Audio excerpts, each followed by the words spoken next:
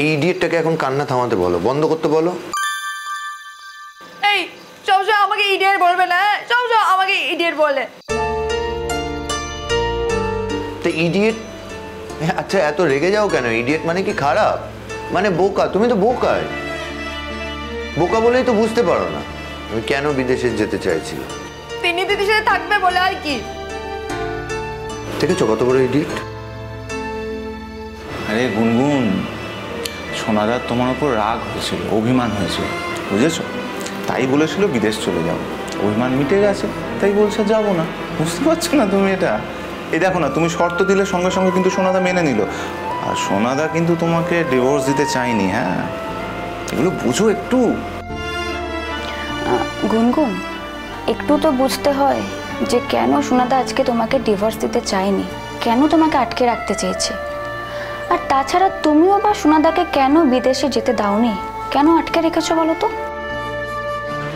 দুটোকে ছেড়ে থাকতে পারিস না একটা দিনও? তো একটু মানিয়ে গুছিয়ে তোরা চলিস না কেন রে? আমার না বয়ে গেছে। হ্যাঁ, আমি ওকে ছেড়ে খুব থাকতে পারি। এতদিন তো আমি ছিলামই, আমার তো কোনো অসুবিধা হয়নি। এমন করে বলছে যেন আমার খুব অসুবিধা হয়েছে। আমি বলেছিলাম তোমায় যে আমার খুব অসুবিধা হয়েছে? না না, অসুবিধা হতে যাবে কেন? ওই শুধু তুমি একদিন আমাদের সঙ্গে ওই গুনগুনের বাড়িতে গিয়েছিলে, এই যা। সে তো তোমরা জোর করেছিলে বলে যেতে হয়েছিল।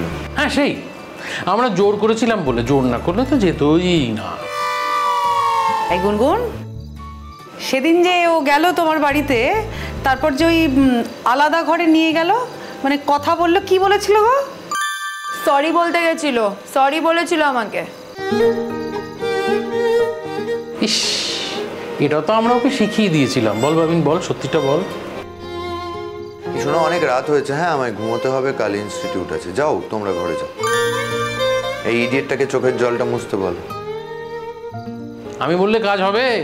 তোমার বউ তুমি বলো না, ওরে নিজে গিয়ে একটু দু হাত দিয়ে মুছিয়ে দে না চোখের জলটা। আচ্ছা, যথেষ্ট রাত হয়েছে কিন্তু।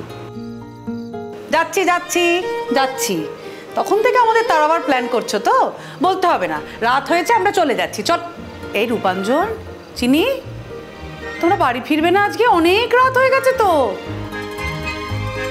রাত? তোমার কি মাথা খারাপ হয়ে গেল নাকি মিষ্টি? কিসের রাত? আমাদের এত তাড়াতাড়ি রাত ফাত হয় না। আমরা এখন যাব, গিয়ে তোমার ঘরে বসে সবাই মিলে জমিয়ে আড্ডা মারবো। আরে বাবা, রিজুটা বাড়ি নেই, তোমার মনটা এই সময় ভালো রাখতে হবে না? আমাদের একটা দায় নেই? যদি আমাদের সেই আড্ডায় ভাবিন তো আর যেতে পারবে না। না,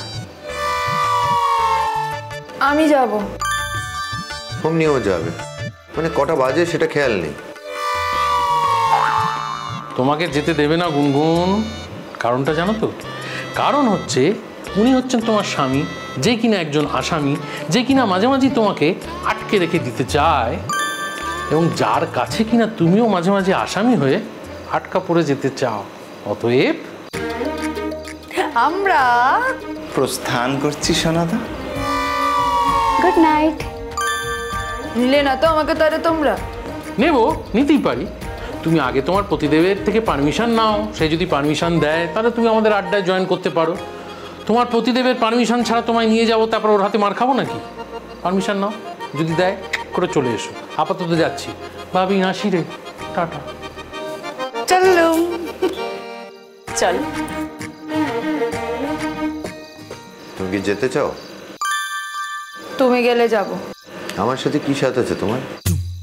আমি যে যাবো না সেটা খুব ভালো করেই জানো। আর আমাকে তো তুমি সহ্যই করতে পারো না। সে তো আমাকেও তুমি দু চোখে দেখতে পারো না।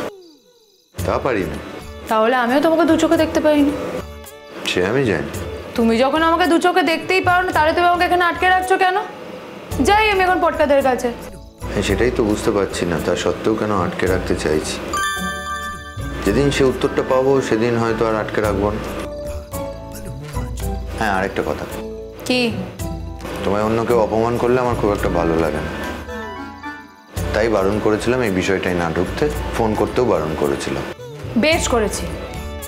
ও আমাকে এত অপমান করেছে, তাই আমি ওকে ফোন করে বলে দিয়েছি যে তুমি বিদেশে যাচ্ছ না ওর সাথে।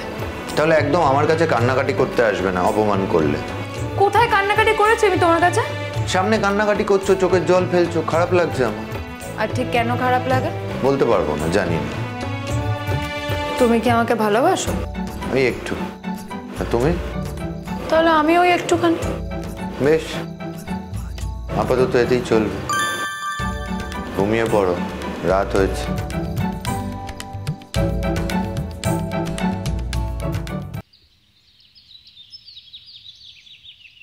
জ্যাঠাই, তোমার সাথে একটা জরুরি কথা ছিল আর কি। হ্যাঁ বলো বলো, কি বলো তো, অনেকদিন ভালো কথা শুনি না, বলো। মানে ওই আমাদের ডিন স্যার, উনি কয়েকজনকে ডেকেছেন আগামীকাল, মানে ইনভাইট করেছেন আর কি। তা আমরা কি যাবো জ্যাঠাই, সেটাই জানতে।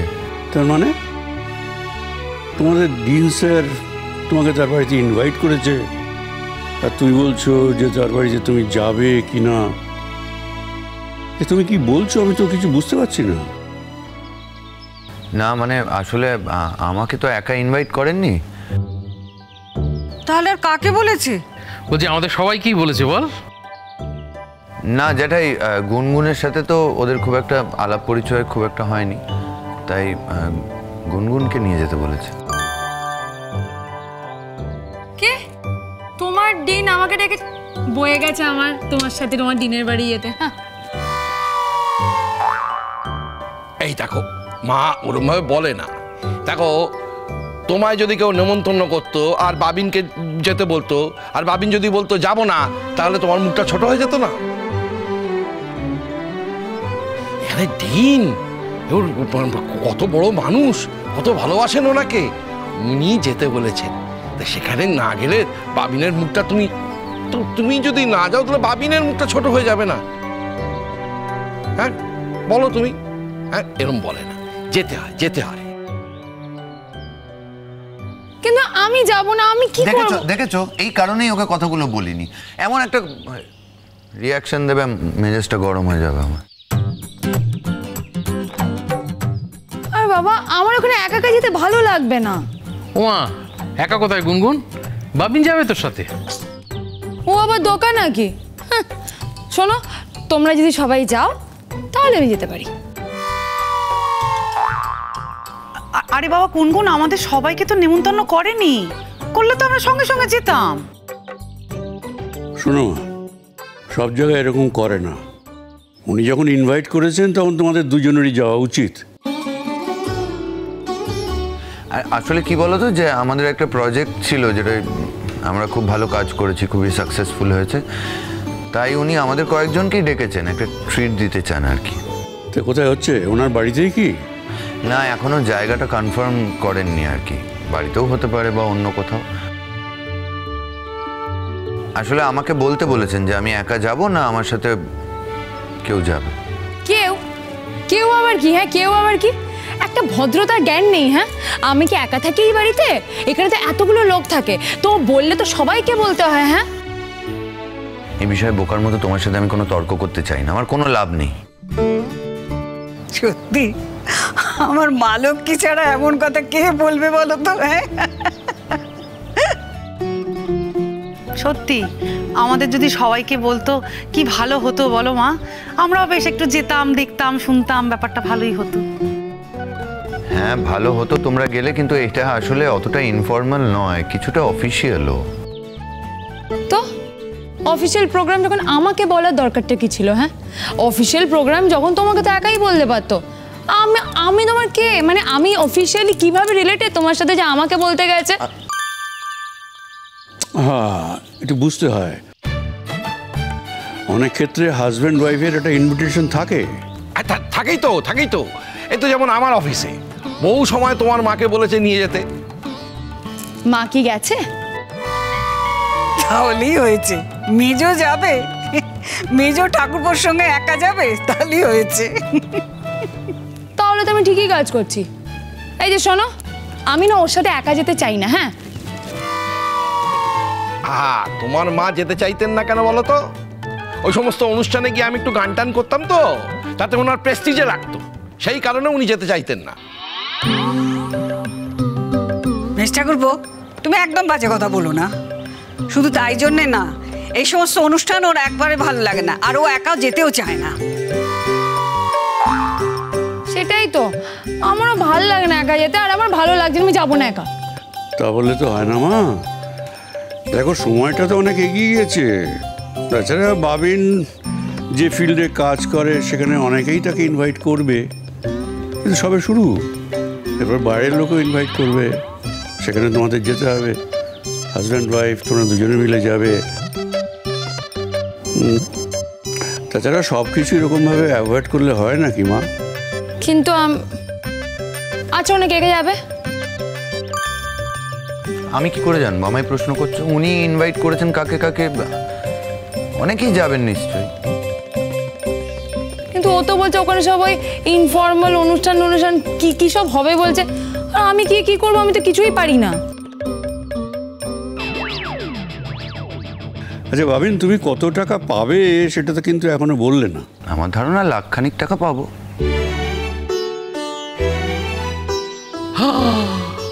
1 লাখ টাকা, সে তো অনেক টাকা। ও কোনো চিন্তা নেই, আমি সমস্তটা প্ল্যানিং করে নেবো। বেশি দূরে তো যাবো না, কাছে পিঠে কোথাও যাবো।